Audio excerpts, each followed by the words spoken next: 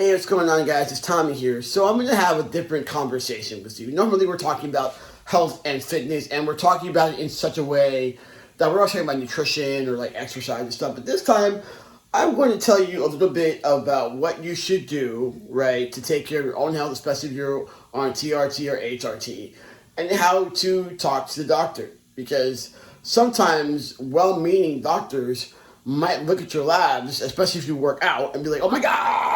But you're like, "Dude, chill."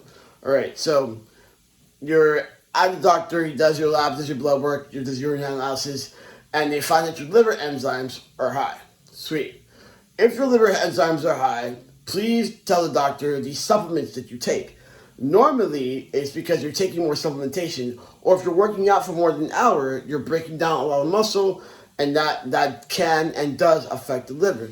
So your liver enzymes are high. It's not always a cause for alarm. It just could be that you're working out a little bit more, taking a little more supplementation, so your liver's working a little bit harder. All right. The second thing you need to watch out for is your red blood cell count.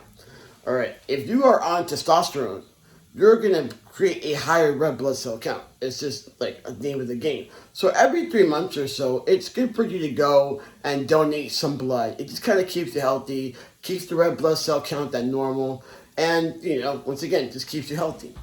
The third thing you need to watch out for are your kidneys. All right. Now, I know you're like, "Oh, Tommy, but the dose is this and that." Listen, I'm not only speaking to you from the perspective of TRT or HRT. I'm speaking to those guys that talk to me and be like, "Hey, I want to compete in bodybuilding." And I know that if you know that I know what you're going to have to do to be able to compete on that stage, it's not always necessarily the most kidney-friendly stuff, all right?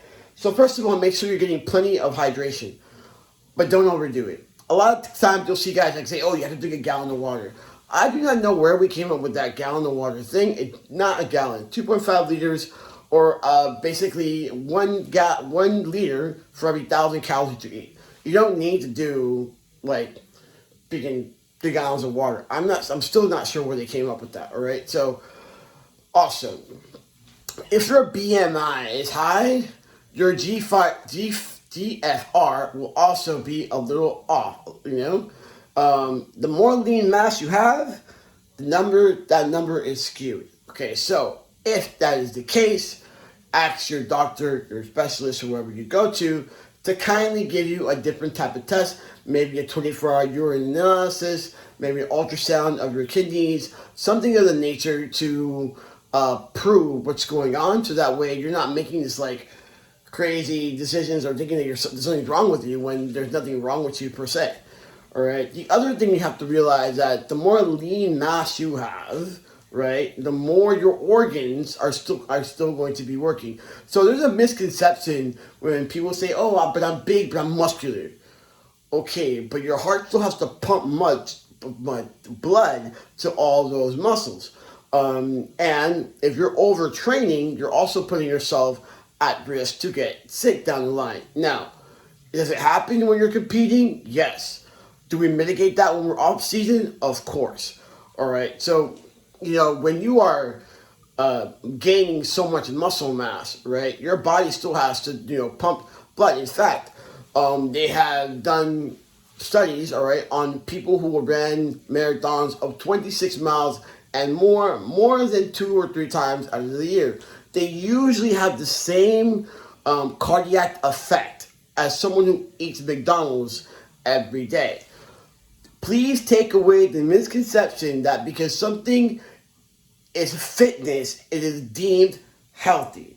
Health and fitness are supposed to coincide, yes, but every once in a while, they don't. They totally go the opposite. For example, if you want to go and learn to box, and you're hitting a punching bag, cool, great. Nothing wrong with hitting the punching bag. Totally changes the game when you go and spar with a partner, and now you're hitting each other's face. Hitting each other's face at all fours isn't healthy, right? But the act of boxing in itself, without the contact, is. So that's kind of how we gotta look at sports with health and fitness. Okay, I'll use football for example. Okay, football practice, awesome. You're not really hitting stuff, But when you start hitting another man who's also coming at you like at full blown force, and now these two men are coming at each other like two rams, like that's gonna cause problems, all right? So that is no longer healthy. So same thing with bodybuilding, okay? Bodybuilding is a great sport. However, the last 4 weeks of the diet, not healthy. We're not even talking about the supplementation that you have to take. Speaking of supplementation, your liver enzymes, when those are high, make sure that you are not taking a lot of supplements. Okay? Sometimes the supplements can tax the liver a little bit.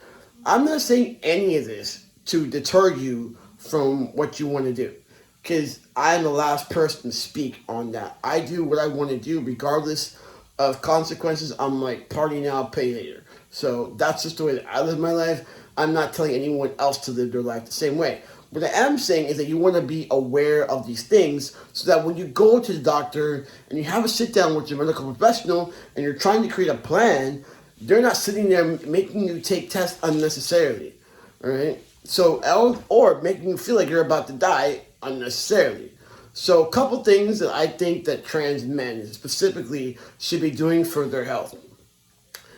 Get your blood work done every so often. You gotta do it anywhere for your routine, all right?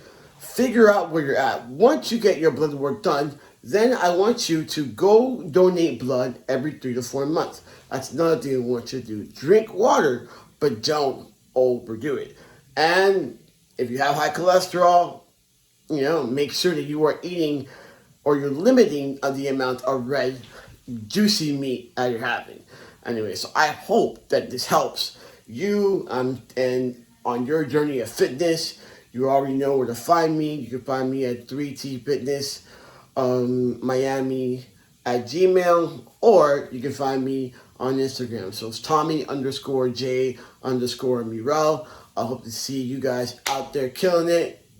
Have a great day.